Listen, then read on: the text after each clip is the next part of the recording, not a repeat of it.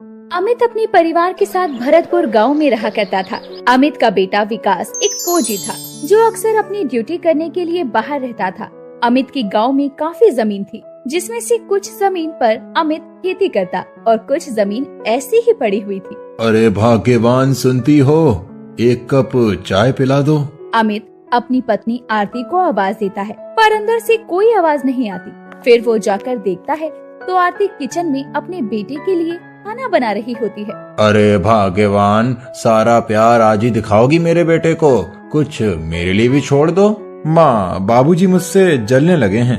मेरा बेटा तो 6 महीने में एक बार आता है और आप तो हमेशा ही साथ रहते हैं। हाँ बेटा, जब तुम चले जाते हो तो तुम्हारी बहुत याद आती है। बाबूजी, आप इतना उदास हो जाओगे तो माँ को कौन संभालेगा? और मैं फौजी हूँ और फौजी की जिंदगी तो देश के लिए होती है। हमें गर्व है बेटा तुम पर। चलिए, मैं भी तैयार हो जाता हूँ, मेरी ट्रेन का समय हो रहा है। ऐसा बोलकर विकास तैयार होने चला जाता है। आज फिर एक बार वो अपनी ड्यूटी के लिए अपने घर को छोड़कर जा रहा था और विकास के जाते हुए विकास बोलता है, आप रो क्यों रही हैं? हर बार जाने पर आप रोने लगते हैं। बेटा, तुम एक माँ के दिल से पूछो, मुझे कितनी फिक्र रहती है तुम्हारी। जानता हूँ माँ, आप मेरी बहुत फिक्र करती हैं और मुझे बहुत प्यार करती हैं, पर क्या करूँ, मेरा मन तो करता है कि मैं आपके साथ कुछ दिन और रहूँ, पर फौजी की नौकरी ही ऐसी है कि हमें जाना ही पड़ता है घर से दूर। बेटा, अब कब आओगे? माँ, अभी तो मैं कुछ नहीं कह सकता। जब छुट्टी मिलेगी तो आने की पूरी कोशिश करूँगा। बेटा, अपना ध्यान रखना और अपनी माँ को कॉल करते रहा करो। जी बाबूजी। विकास ऐसा बोलकर चला जाता है और अमित और आरती की आंखों में आंसू भर आते हैं। उसके बाद कई दिन बीत जाते हैं और अमित अपने कामों में लगा रहता है। फिर एक दिन वो अपने खेत में काम कर रहा होता है, तभी उनके गांव का जमींदार घनश्याम सेठ उनके पास आता है। और भाई अमित, कैसे हो? अभी तक तुम ही अपना खेत संभालते हो? प्रणाम सेठ जी, कैसे आना हुआ? हाँ, मैं अपना खेत खुद ही संभालता हूँ। मेरा बेटा फौजी है ना, तो वो देश की शहादत पर ड्यूटी करता है। अरे वो तो पूरे गांव को पता है कि तुम्हारा बेटा फौजी है। वो देश को बचाएगा या खेती करेगा? मैं तो तुम्हें कह रहा हूँ, आज के समय में सभी ने अपने खेत मुझे बटाई पर दे दिए हैं। तुम ही हो अमित जो अपने खेत में खुद ही काम करते हो। ये बात तो आपने सही कही सेठ जी, पर मैं क्या करूँ, मैं घर में बैठकर बोर हो जाता हूँ। मैं तो इसीलिए बोल रहा था क्योंकि तुम्हारी भी उम्र हो रही है। कब तक तुम यूं ही खेत में काम करोगे? अगर तुम खेत बटाई पर दे दो तो तुम्हें घर बैठे पैसे मिल जाया करेंगे।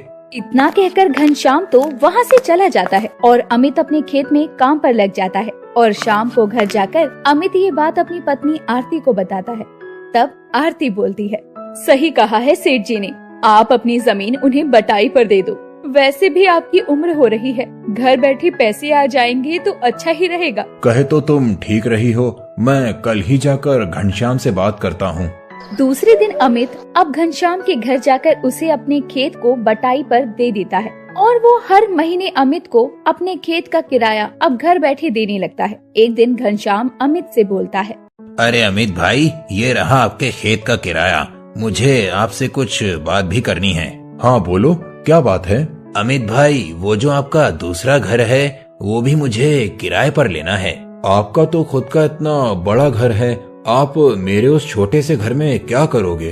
अरे वो मेरे चचेरे भाई का बेटा आ रहा है, वो कुछ दिनों के लिए मेरे पास खेती सीखने आ रहा है। ठीक है, तो अब से वो घर भी आपका हुआ। उसके बाद अमित का जो छोटा घर होता है वो भी घनश्याम किराए पर ले लेता है। ऐसे ही कई महीने बीत जाते हैं और सब कुछ अच्छा चल रहा था। अमित को घर बैठे अपने घर का किराया मिल रहा था। उसके बाद विकास घर आता है और उसकी वो लोग शादी कर देते हैं। उनका परिवार खुशहाल हो जाता है, जिसके बाद विकास अपनी ड्यूटी पर वापस चला जाता है और अब उनके घर में अमित, आरती और उनकी एक बहू थी जिसका नाम रूपा था। वो घर में ही रहा करती। फिर एक दिन, घनश्याम सेठ, घनश्याम सेठ, कहाँ हो? अरे अमित भाई, तुम कैसे आना हुआ? आओ बैठो।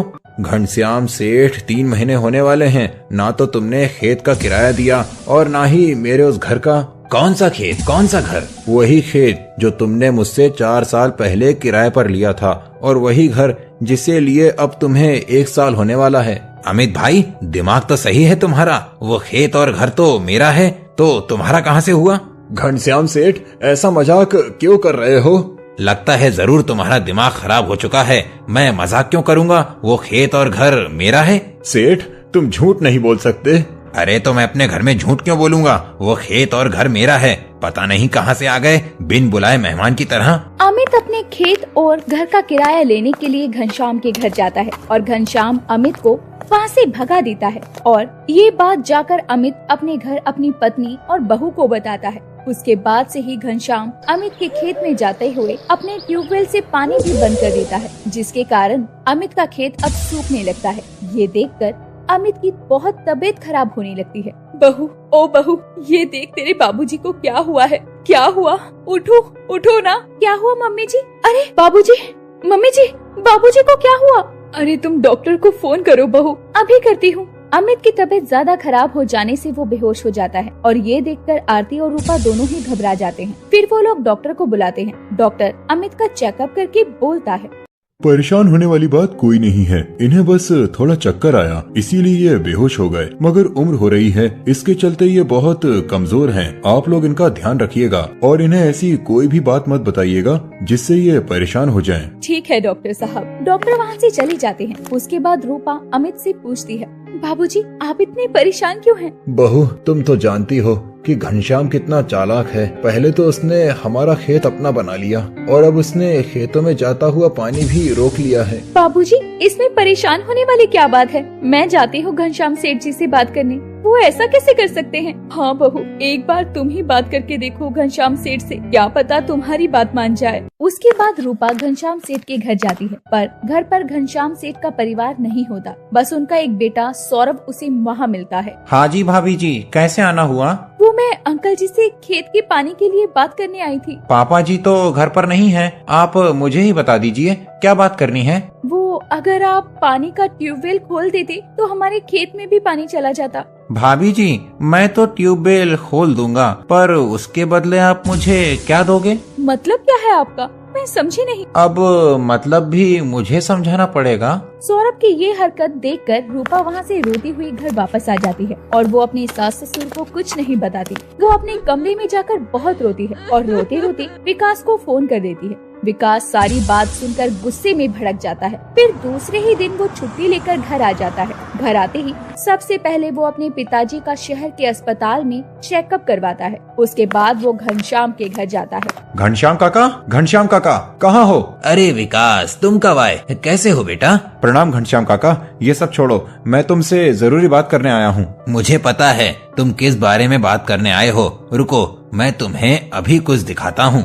घनश्याम इतना चालाक होता है कि उसने खेत और उसके घर के नकली पेपर बनवाए हुए होते हैं। वो उन पेपर को लेकर विकास को दिखाता है और विकास जानता था कि वो पेपर नकली हैं। विकास उस समय कुछ नहीं बोलता और चुपचाप चला जाता है और कानूनी रास्ता अपनाना सही समझता है। वो सीधा पुलिस स्टेशन जाता है और वहाँ के थानेदार से बोलता है, दरोगा जी, मुझे एक FIR दर्ज करवानी है। कैसी FIR? मामला क्या है? घनश्याम सेठ ने मेरी जमीन हड़प ली है और मेरे घर पर भी कब्जा कर लिया है। मुझे उसके खिलाफ FIR करनी है। अरे वो जमीन तो घनश्याम सेठ की है, जाओ यहाँ से, हमारा समय मत खराब करो। आप मेरी FIR दर्ज करेंगे या फिर मैं दूसरा रास्ता अपनाऊं?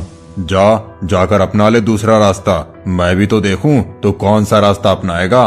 दरोगा विकास को वहाँ से भगा देता है और उसकी FIR भी दर्ज नहीं करता, क्योंकि घनश्याम सेठ ने पहले ही दरोगा को अपनी तरफ कर रखा था। विकास ने आर्मी में बहुत इज्जत कमाई होती है, काफी मेडल्स भी जीते होते हैं, जिस वजह से उसके आर्मी के बहुत सारे ऑफिसर्स और बड़े बड़े लोग उसे जानते थे। अब विकास अपने एक वकील दोस्त को बुलाता है और उसे अपनी जमीन के और अपने छोटे घर के कागजात की फाइल तैयार करने को बोलता है और वो अपनी पहुंच से DSP को बुलाकर दरोगा की शिकायत करता है और DSP अब दरोगा को धमका देते हैं। उसके बाद दरोगा FIR दर्ज करके घनश्याम सेठ को चेतावनी देता है और उसके बाद घनश्याम सेठ कोर्ट में जाना सही समझता है और विकास के वकील दोस्त के लिए ये केस जीतना बहुत आसान होता है। उसके बाद सारी जमीन विकास को वापस मिल जाती है और फिर सब ठीक हो जाता है। अगर आपको हमारी ये कहानी पसंद आई हो तो इस कहानी को लाइक करें और अपने दोस्तों से शेयर करें और हमारे चैनल को ऐसी ही कहानियाँ देखने के लिए सब्सक्राइब कर लें।